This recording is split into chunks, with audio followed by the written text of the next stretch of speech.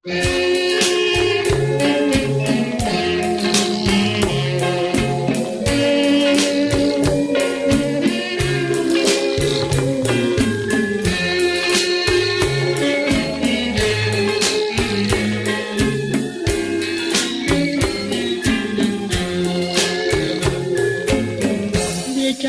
ខ្ញុំច្រៀងផ្ដាំធម៌ជាតិទុំរាយរាប់ទៀតនៅរឿងជារឿងដែលខ្ញុំធ្លាប់រងទុក្ខ